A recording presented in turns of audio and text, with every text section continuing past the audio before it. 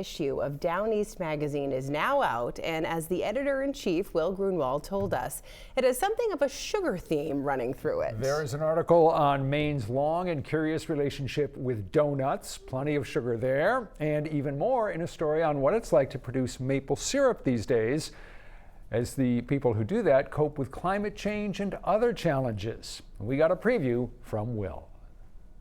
So, March is a big month for maple in Maine. Taps are flowing. Maple Sunday rolls around. We figured it was a good time to do this story. Our writer Nora Sachs took a look at the challenges, basically, of dealing with erratic winters. The old freeze-thaw cycle that used to be quite predictable is not anymore, and producers have to confront that somehow. And they're finding ways with technological innovation. That's encouraging, is that the people that are talked to in the article seem generally pretty upbeat about the future. They're not worried, they don't have a doom and gloom attitude. Yeah, and there aren't many stories with a climate component that aren't gloomy, so it's good news if you like pancakes. Yeah, that's encouraging. Nice feature on a new collection of photos that has been acquired by the Penobscot Marine Museum in Searsport, and it's actually not it's a new collection. It's a collection of old photos, though, from the National Fisherman magazine. Tell me a little about this. Yeah, definitely. So this National Fisherman is a trade magazine that's been around for over a century. It's based here in Maine, but has covered both coasts, maritime culture, fishing, seafaring in general, shipbuilding. So what we did was pulled from a selection of those photos that's in a new book called Working the Sea, nice coffee table book that looks, and we tried to look specifically at the Maine dimension of all of this history. And these photos really show us, for the most part, an era gone by. You get a really gritty look at marine life in these images. Oh, for sure, yeah. And you realize how rapidly it's changed, too, when you're looking at images from really only 50, 60 years ago sometimes. Yes.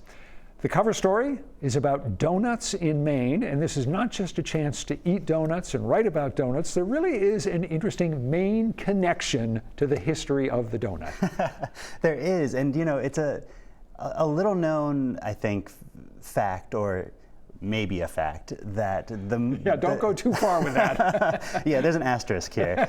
But the donut as we know it today, with the hole in the middle, was possibly invented by a Rockport sea captain. It's not a sure thing, but there's a legitimate claim to the history there. And so what we did was one of our staffers, Charlie Pike, really dug into that history, looked at some of the details of it, and then also explored donuts as an enduring phenomenon. Yeah, this was a good assignment for him. He traveled around the state and went to I think about roughly 20 or nearly 20 different donut shops. Yeah, at least. I mean, he was everywhere from York County up to Aroostook County. He logged a lot of miles, consumed a lot of calories.